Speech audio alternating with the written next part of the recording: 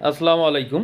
শিক্ষা প্রকৌশল অধিদপ্তরে বড় নিয়োগ বিজ্ঞপ্তি প্রকাশিত হয়েছে। ৬০টি পদে মোট ৬৫৮ জনের জন্য নিয়োগ বিজ্ঞপ্তি প্রকাশিত হয়েছে।